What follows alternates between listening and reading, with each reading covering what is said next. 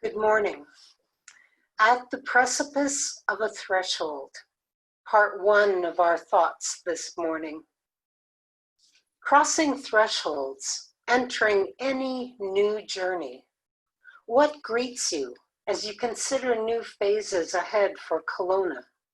Does crossing a new threshold, like entering this labyrinth with unknown directions, corners around which you cannot see, raise fear and trepidation?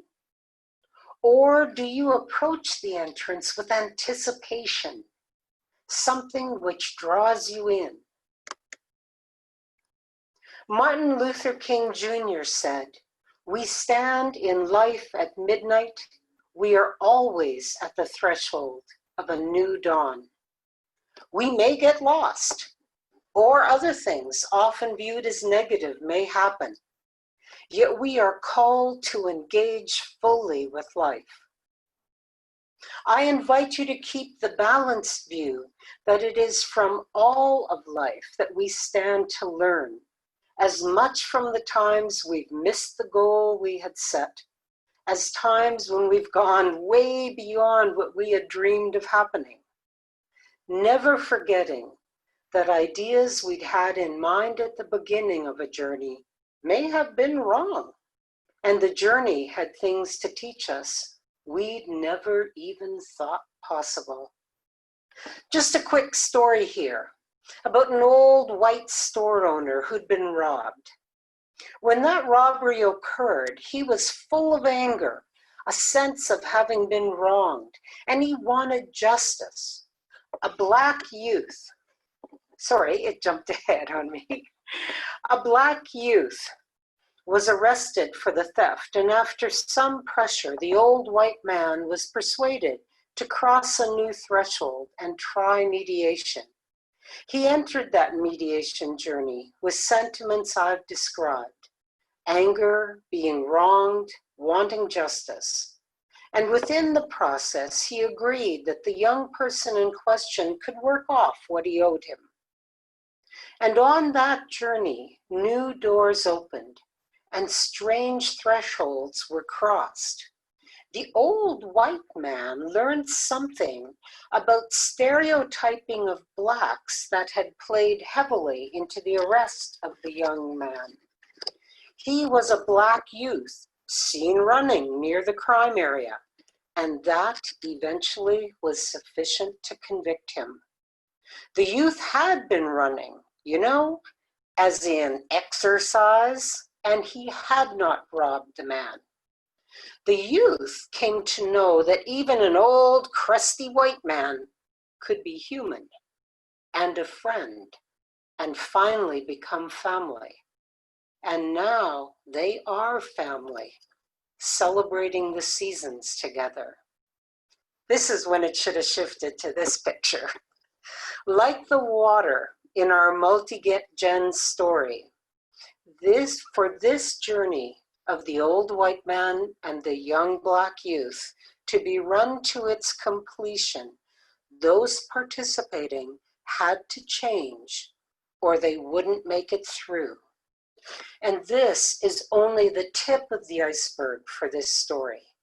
But let its journey remind us that whatever the story appears at the beginning, like Van Morrison says in his music lyrics, "I don't want to wait no more," and enter, perhaps rejoice, and go in.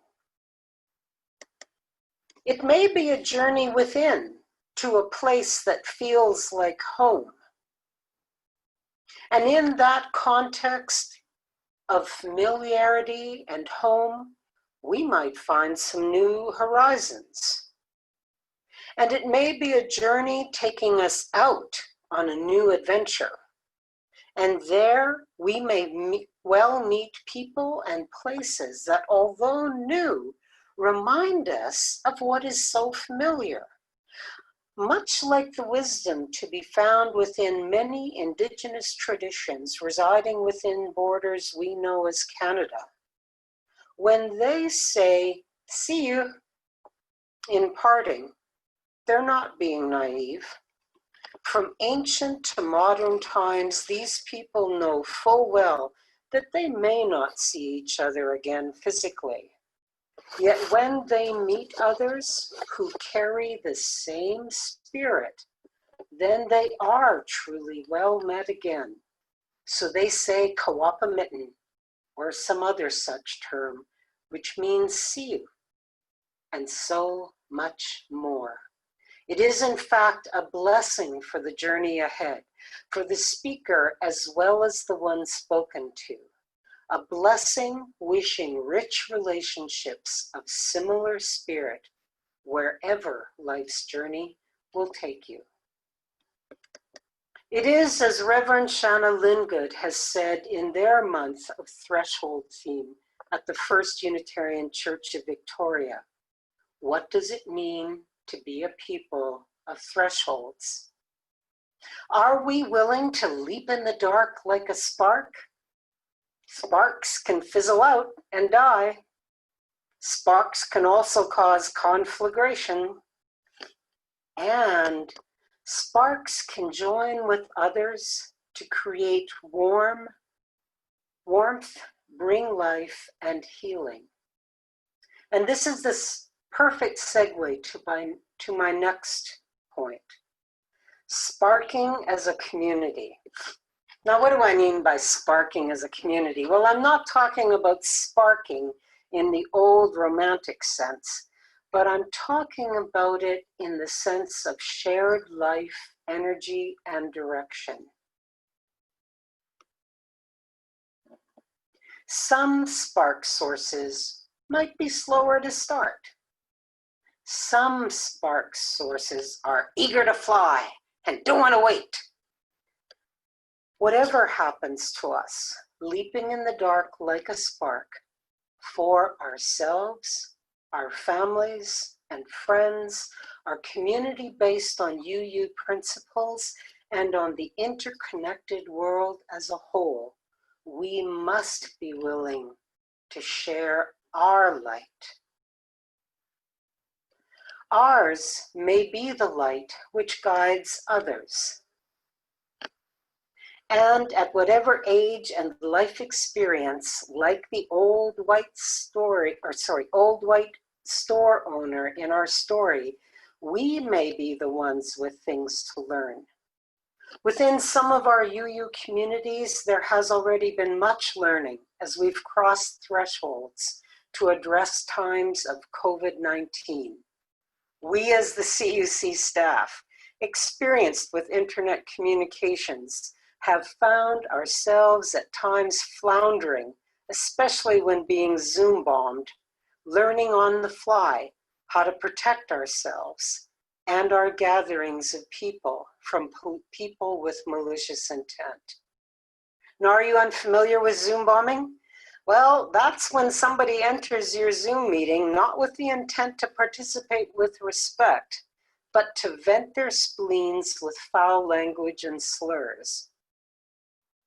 Then there have been some people who have made mistakes, like, for example, a UU minister in the United States who minimized the concern of a vulnerable elder in his congregation who shared that they did not want to enter the church again until at least 2021 for fear of their own health.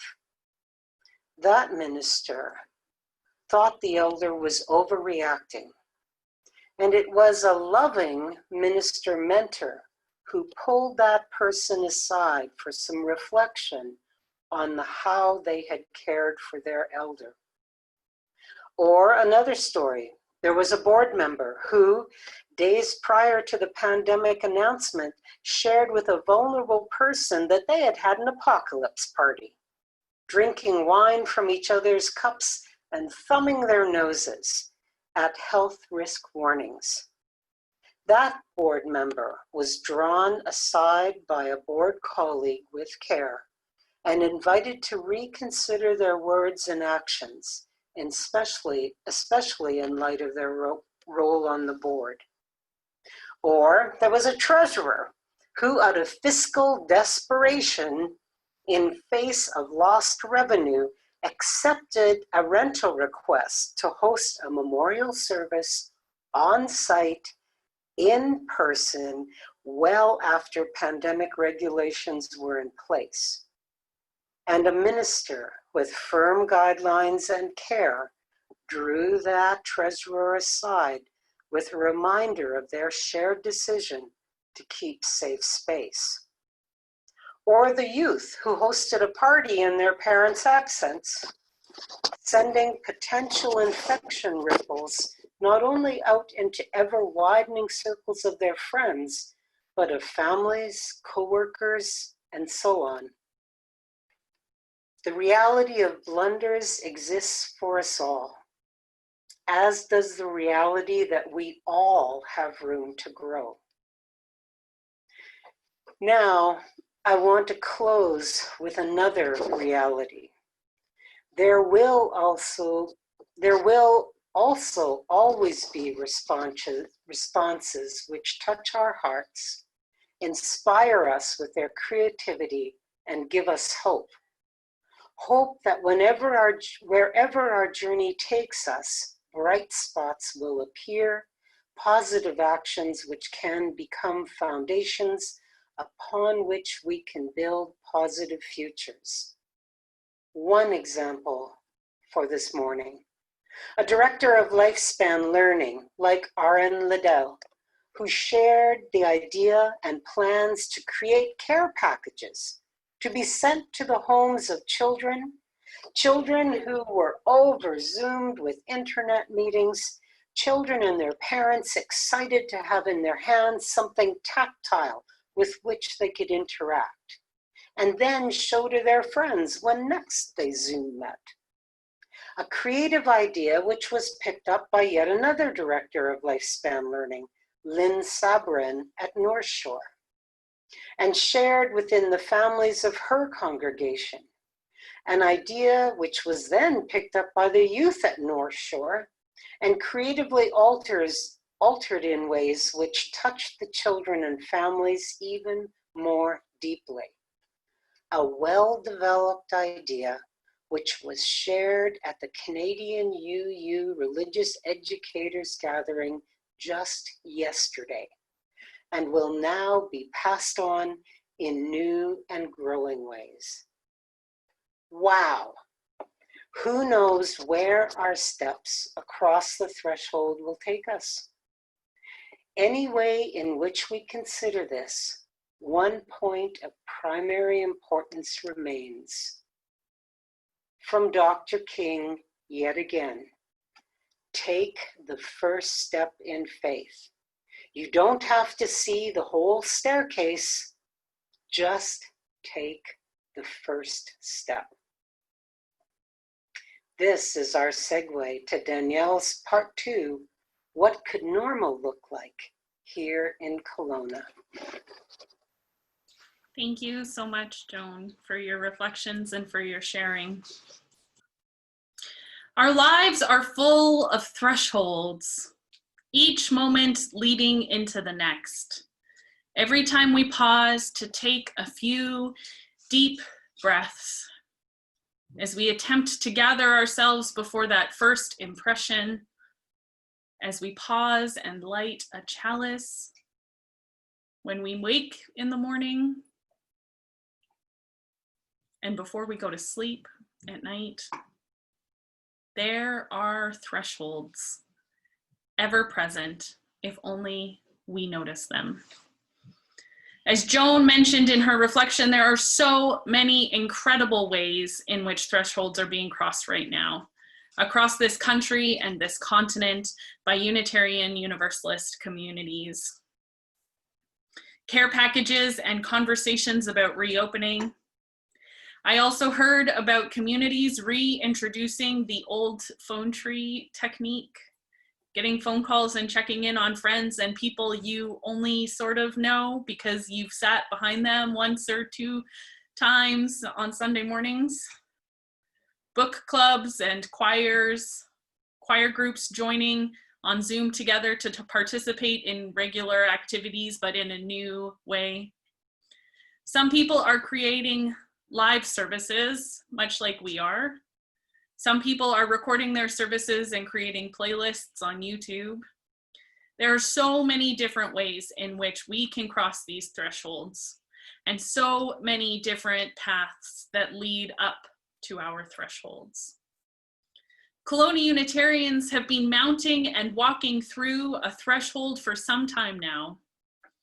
As we discover the possibilities of Kelowna Unitarians and professional ministry, as we are discovering the possibilities of creating a larger community with spiritual depth and financial growth to sustain that ministry, we begin to see what is on the other side of this threshold. During my first year with Kelowna Unitarians, we had 7 new members, and we increased our pledge income by $6,000. Currently, we are beginning the 8th month of my second year, and we have 11 new members, and hopefully $7,000 more dollars. As we continue to work together, it is this community's hope that members and pledges will continue to increase. This is a threshold that Kelowna Unitarians is walking through, a threshold from a lay-led community to a community where professional ministry is sustained. It is a threshold that has been long discussed. I am certain that people have been having this conversation since Reverend Linda retired, wondering about the possibilities of creating the momentum again. A committee was developed and surveys were circulated, questions were asked, and the decision to spend down your savings were made. I am certain it took significant time for the community that was here to agree on these decisions. Trying to decide if you wanted to spend all of your savings to make this a go at reinvigorating this faith community, believing in your mission and values, knowing that the city of Kelowna needed to hear your message, that people needed to discover what Unitarianism is. Of course, there has been safety nets in place, but it must be scary to put trust in someone, asking them to lead you to a possibility that you can't quite see around the corner, like in our labyrinth imagery. And waiting in a threshold, seeking answers and possibilities is not always easy. John O'Donohue says this about thresholds. If you go back to the etymology of the word, it comes from threshing, which is to separate the grain from the husk. So the threshold, in a way, is a place where you move into a more critical and challenging and worthy fullness. As you separate your possibilities, as you threw out the husks and narrowed down to the grain of Kelowna Unitarian desires, the fullness of the threshold formed. Moving from considering professional ministry down the pathway of creating the possibility, and then agreeing to begin the relationship with me. And we have moved into a new possibility, a new threshold, on the brink of more fullness, on the brink of more challenges and worth. As we determine whether or not we can sustain this ministry, as we determine if we can continue to grow this community, to find sustainability and permanence in this relationship.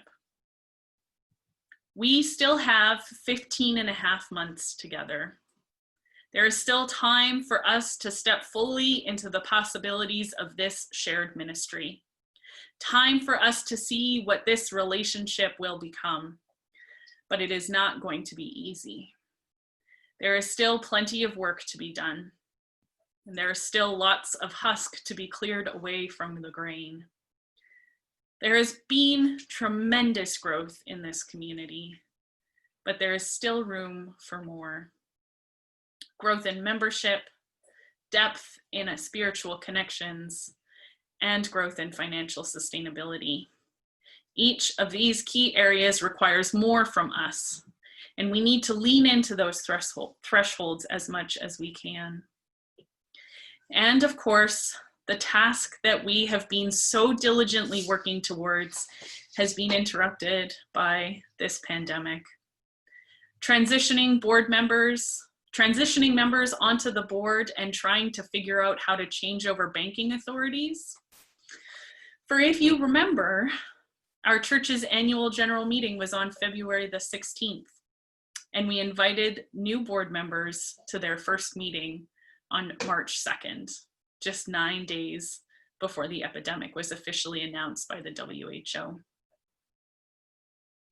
Anna, our office administrator and bookkeeper, and truth be told, me too, we are trying to figure out what it means to work in the church office without Louise's ever-present support.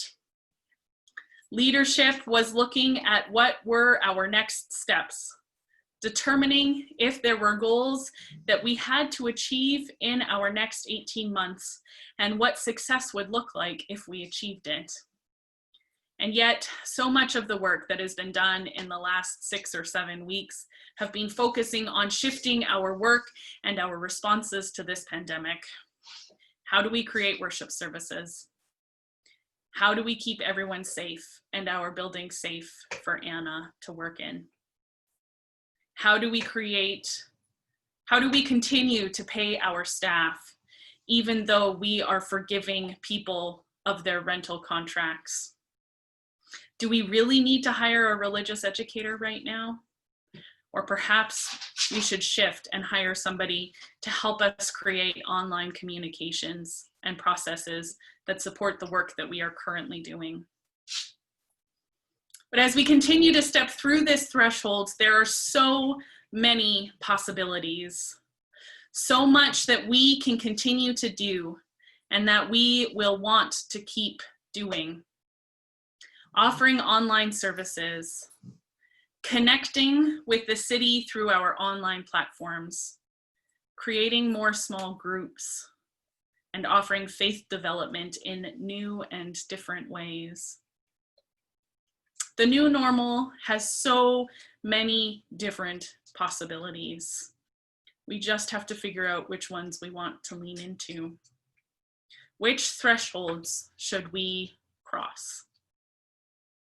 How do we determine the possibilities of this time, outside of time, and yet still live within the fullness of these moments? Wise words from Bilbo Baggins to his nephew, Frodo. It is a dangerous business, Frodo, going out your front door. You step into the road, and if you don't keep your feet, there's no knowing where you might be swept off to. Let us determine where we will go. Let us keep our feet in this moment. Let us discover the challenges, choose the right path, or maybe the left one on this labyrinth of life. Let us lean into our thresholds with the wisdom of an architect designing our community together. Blessed be.